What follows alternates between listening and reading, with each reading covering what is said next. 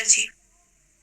हाँ, अच्छा जी, कई बार ऐसे होता है कि जैसे हम अभी गीता समागम में है और आपसे जुड़े हुए हैं, तो कई बार ऐसे होता है कि हमारे ऊपर हमारी हरकतों को लेके ये आरोप लगा दिया जाता है। जैसे मैंने किसी के ऊपर गुस्सा कर दिया या किसी को बुरा बोल दिया या कुछ भी बोल दिया, तो ऐसे होता है कि अगर तुम इतने ऊंचे लोगों की संगति कर रहे हो तो अच्छा, तुम्हें ओशो ने यही सिखाया है, तुम्हारे आचार्य तुम्हें यही सिखा रहे हैं, फिर तुम्हारे अंदर बदलाव क्यों नहीं हो रहा है? तो इससे कई बार ऐसे मन में गुस्सा आता है कि मतलब हमारी हरकतों के लिए हमें बोलो। मतलब जिस व्यक्ति से हम जुड़े हुए हैं या जिसको हम जान रहे हैं, वो हमें क्या सिखा रहे हैं और क्या समझा रहे हैं, ये हमें पता है। आप उनके लिए क्यों बोल रहे हैं? तो मैं इस चीज में थोड़ा सा कई बार बीच में फंस जाती हूँ और उसके कारण मेरा रिएक्शन बहुत खराब आ जाता है। तो अरे भाई, आप अपने घर वालों के साथ हो और अब वहां आप कुछ बेहोशी का काम कर देते हो। हम्म। तो देखो स्थिति क्या है। मेरे साथ तो आप मुश्किल से कुछ महीनों से होगे, घर वालों के साथ कब से हो? जब से पैदा हुए हो तभी से हो। तो आप जो भी कुछ कर रहे हो, ज्यादा संभावना क्या है, वो किसने सिखाया है? तो जब वो कहें कि ये जो बदतमीजी दिखा रहे हो, ये जो बेहोशी दिखा रहे हो, ये तुम्हें आचार्य ने सिखाई है, तो कहिएगा नहीं, उन्होंने कुछ और सिखाया है। अभी जो मैं कर रही हूँ ये मुझे आपने सिखाया है। क्योंकि 99% समय तो मैंने आपके साथ निकाला है ना। यही तो सर की मजबूरी भी है कि इतना सारा समय मैंने आपके साथ निकाल दिया कि आप ही के दिए हुए सब संस्कार मेरी जिंदगी बन गए हैं। बात तार्किक है कि नहीं? तो मैं जो कुछ भी कर रही हूं उसमें ज्यादा बड़ा हाथ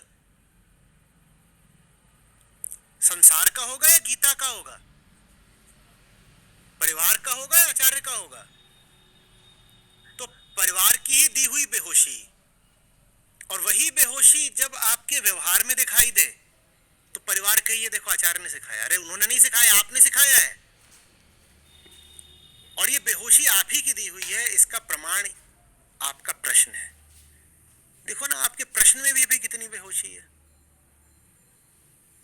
आपके प्रश्न की बेहोशी ही बता रही है कि आपने मुझे भी कितना ज्यादा बेहोशी से भर दिया।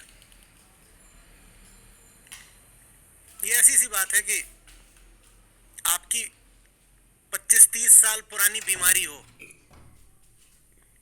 जबरदस्त घाव है शरीर में, और आपने इलाज कराना शुरू करा अभी 6 महीना पहले, और आप अस्पताल से लौट करके आए और आपके जख्मों से खून वगैरह दिखाई दे, तो आपके आसपास के लोग बोले ये देखो तुम्हारे डॉक्टर ने तुमको यही दिया है। ये डॉक्टर ने नहीं दिया है, ये आपने दिया है। और डॉक्टर नहीं होता तो अभी जितना बह रहा है खून, इससे ज्यादा बह रहा होता। ये मत पूछो कि अभी भी मेरे व्यवहार में बेहोशी क्यों है। ये देखो कि अगर वो नहीं होते तो कितनी ज्यादा बेहोशी होती। जर मरता संसार। ये मत पूछो कि अगर इतने ज्ञानी और संत हो गए तो आज भी संसार में पाप क्यों है। ये देखो कि अगर वो ना हुए होते तो संसार कैसा होता। गजब तर्क है ना। तुम्हारे डॉक्टर ने तुमको यही दिया, ये देखो खून बह रहा है। भाई खून आपने दिया है, उन्होंने पट्टी दी है। अब कोई कितनी भी पट्टी कर ले, इतना पुराना जख्म है कि खून तो अभी बहेगा। पर तुम तो तर्क ही उल्टा कर रहे हो। अपनी दी हुई चीज को उनकी दी हुई बता रहे हो, और जो उन्होंने दिया है उसकी उपेक्षा कर रहे हो। ये जो पट्टी देख रहे हो ना, ये पट्टी उन्होंने दी है। और जो जख्म है ना बेहोशी का, ये जख्म आपने दिया है, संसार ने दिया है, शिक्षा ने दिया है, संस्कार ने दिया है।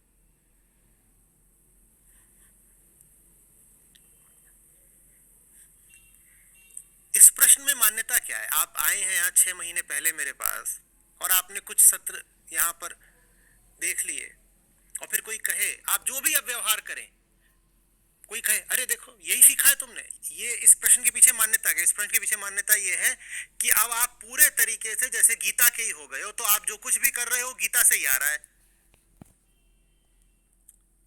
ऐसी सी बात है ना, ऐसी सी तो बात है।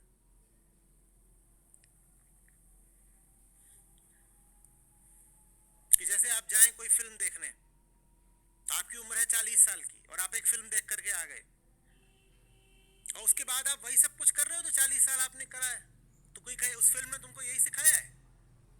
भाई क्या मैं अब उस फिल्म का कोई अनुयायी हो गया हूं कि मैं जो कुछ कर रहा हूं उस फिल्म से ही कर रहा हूं? और अगर मैं ऐसा हो जाऊं कि मैं जो कुछ कर रहा हूं उस फिल्म से ही कर रहा हूं, मान लो फिल्म का नाम है भगवत गीता, तो क्या फिर मैं आपको अनुमति दूंगा कि मेरे सामने खड़े रह करके इस तरह की बातें करो?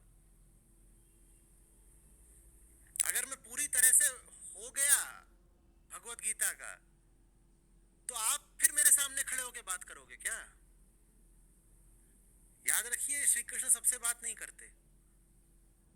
तो अभी आप मुझसे बात कर पा रहे हो और मुझ पर बिल्कुल मूर्खता भरे लांछन लगा पा रहे हो, यही इस बात का प्रमाण है कि अभी मैं पूरी तरह गीता की हुई नहीं हूं। अभी तो मैं गीता की 5% हूं, 95% तो मैं आपकी ही हूं, और 95% मेरा व्यवहार आप ही के द्वारा दिए गए संस्कारों से आ रहा है। जिस दिन मैं 95% गीता की हो गई, उस दिन इस तरह खड़े होकर मेरे सामने बात नहीं कर पाओगे।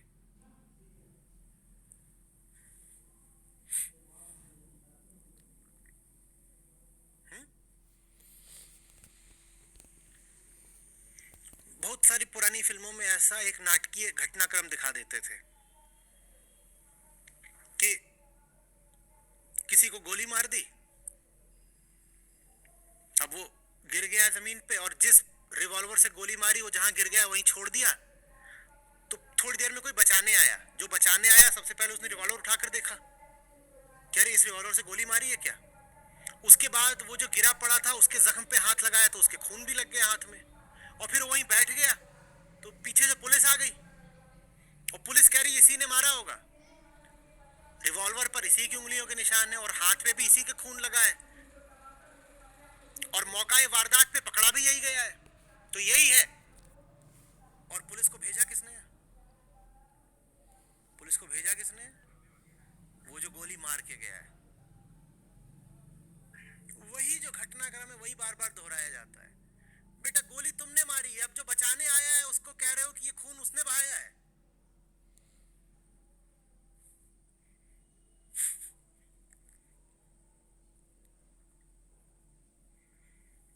छह महीने हो गए गीता पढ़ते हुए, अभी भी तुम्हें मोक्ष नहीं मिला?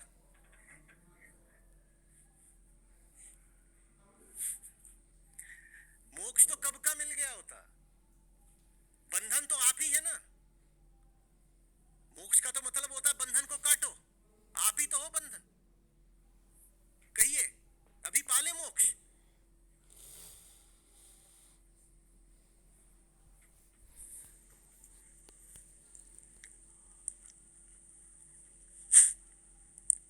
चाची जो मेरा मेन क्वेश्चन था वो पूछ सकती हो क्या?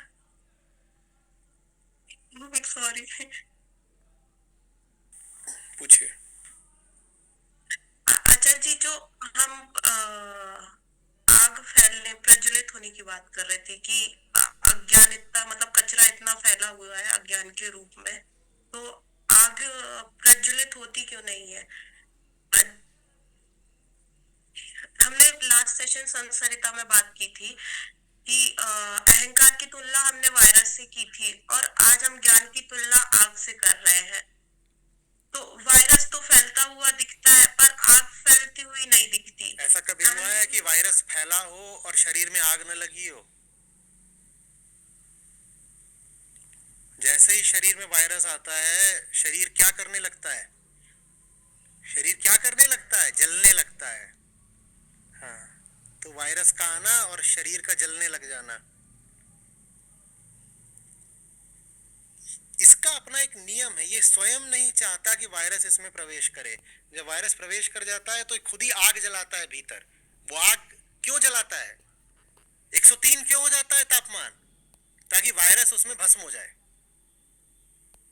नहीं तो काहे को किसी को बुखार है? बुखार का तो प्रयोजन ही यही होता है कि आप में जो बाहर की चीजें घुस गई हैं, तापमान इतना बढ़ा दिया जाएगा कि वो उसमें राख हो जाए।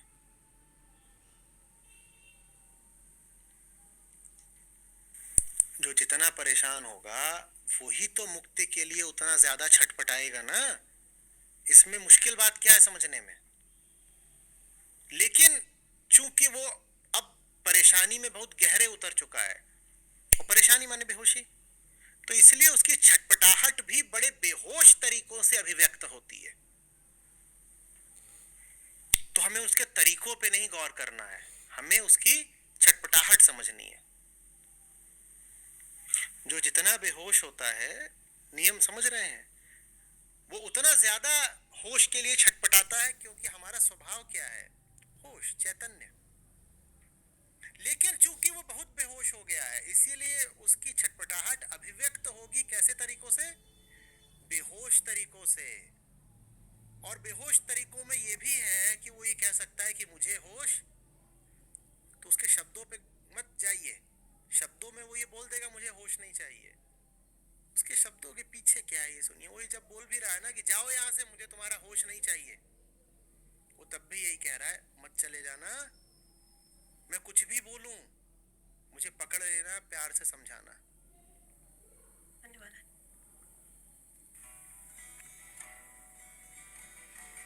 राम बुलावा भेजिया, दिया कबीरा रोए।